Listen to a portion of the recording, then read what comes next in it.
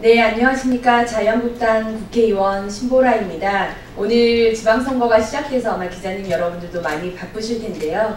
저희가 그간 저희 의원실에서 청년 위원들과 함께 청년 법안 관련한 여러 활동들을 좀 진행을 했었습니다. 그 내용을 토대로 오늘 법안 발의를 하게 되었는데 그 내용을 좀 소개해 드리고자 이 자리에 섰습니다. 기자님 여러분 많은 관심 부탁드립니다.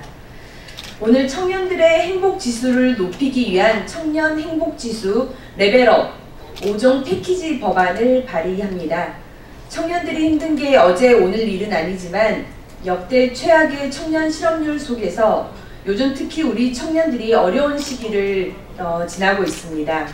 청년 국회의원으로서 어떻게 하면 힘든 청년들의 삶과 현실을 위로하고 법과 제도를 통해 개선할 수 있을지 많은 고민을 하고 있습니다. 그러한 고민을 함께 나누기 위해 지난 2월 청년정책 TF라는 모임을 발족했습니다. 20대 초반부터 30대 후반까지 나이도 직업도 다양한 청년들이 모였습니다. 다양한 청년들의 목소리를 대변하고 전달하며 함께 정책을 만들어준 청년들이 이 자리에 함께 해주셨습니다. 법안을 소개하기에 앞서 먼저 참석해 주신 위원님들을 그럼 간단히 소개하겠습니다. 먼저 대학생의 목소리를 대변한 김동민 위원입니다. 20대 청년의 현실을 대변한 권용태 위원입니다. 그리고 다음으로 대한민국 직장인의 목소리를 전달해준 이수영 위원입니다. 대한민국의 예비군과 신혼부부의 목소리를 대변해준 정승우 위원입니다. 마지막으로 30대 경력 단절 여성과 워킹맘의 현실적인 고민을 전달해준 박지민 위원입니다. 그럼 저희 직접 청년위원들이 청년 행복지수 레벨업 5종 패키지 법안을 각자 좀 소개하는 시간을 갖도록 하겠습니다. 먼저 첫 번째 법안은 예비군 보상비 차별금지법에 관한 내용입니다. 관련해서 권용태 위원님이 설명해 주시겠습니다.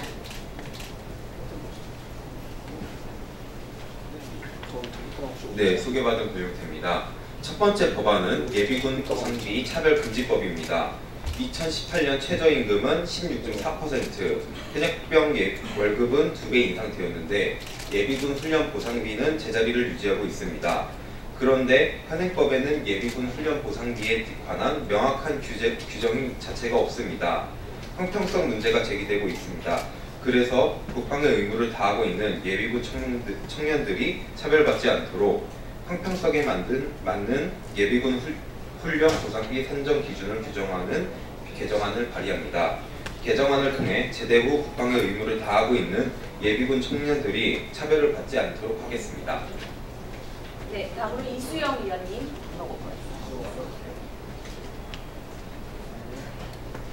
네, 이수영입니다. 두 번째 법안은 청년 참여법입니다. 행정기관 소속 위원회의 청년 참여 현황을 모두 조사했더니 560개 위원회 중 청년위원이 있는 위원회는 고작 17개에 불과했습니다. 그리고 청년위원은 24명밖에 없었습니다. 현행법상 행정기관 소속 위원회 구성을 성별, 지역별, 직능별로 균형 있게 포함하도록 명시하고는 있지만 별도의 연령별 규정은 없습니다. 실제 위원회가 균형 있게 구성되고 있는지 확인하는 절차 규정도 없어서 사실상 위원회의 균형적인 구성에 대한 점검도 이루어지지 않고 있습니다. 이에 개정안에서는 위원회 구성 원칙에 연령별 요소를 추가해서 균형 있는 청년의 위원회의 참여를 보장하고 행정기관의 장이, 위원 구성 현황 및 위원 활동 현황을 행정안전부 장관에게 의무적으로 보고하도록 했습니다. 개정안을 통해 청년들의 균형 있는 행정기관 위원회 참여를 보장하도록 했습니다. 네, 다음으로 박지민. 네, 박지민입니다. 세 번째 법안은 청년 의무 고용 보장법입니다. 현행법은 일정 규모 이상의 공공기관과 지방 공기업이 매년 정년의 100분의 3 이상의 청년 미취업자를 고용하도록 의무하고 있습니다. 하지만 이를 시행하지 않았을 때 제재 등의 사후 조치가 미흡해서 실효성이 떨어진다는 지적이 있습니다. 이에 개정안에서는 청년 고용 의무 미이행 기관의 현황 및 경영 평가 반영 등에 관한 사항을 국회에 의무적으로 제출하도록 했습니다. 개정안을 통해서 청년 고용 의무 미이행 공공기관 등에 대한 감독을 강화하도록 하겠습니다. 네, 다음으로 김동국.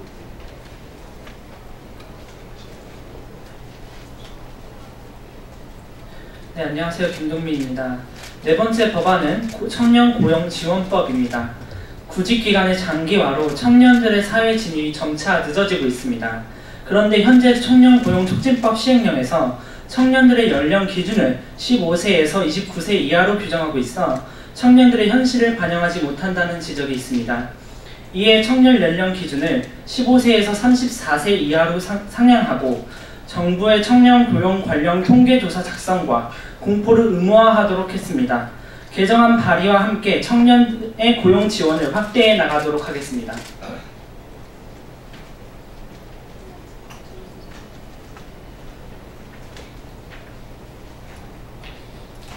예, 안녕하십니까. 마지막 법안을 발의하게 된 정승우입니다. 마지막 법안은 청년주택확대법입니다. 대학생과 사회초년생 등 청년층은 대학가와 교통이 편리한 역세권 주변에 저렴한 소형주택을 거주 형태로 선호하고 있습니다. 하지만 현행법은 주택 건축 시 세대수를 기준으로 주차장 설치 기준을 마련하고 있습니다. 따라서 1인 가구를 위한 소형주택 건축이 쉽지 않은 게 현실입니다. 그렇기 때문에 대학생과 같은 청년층은 차량을 소유하지 않는 1인 가구가 많은데요. 이에 역세권과 대학가 주변의 소형주택 건축 시 주차장 설치 기준을 완화하는 개정안을 발의했습니다. 개정안을 통해 1인 청년 가구를 위한 저렴한 소형주택 공급을 활성화시키고자 합니다. 감사합니다.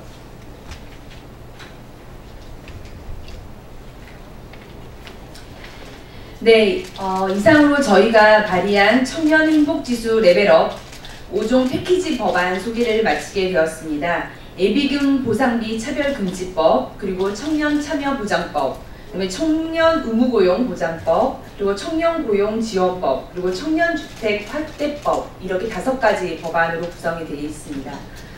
많은 문제들이 그렇듯이 청년 문제의 답도 현장에 있다고 생각합니다.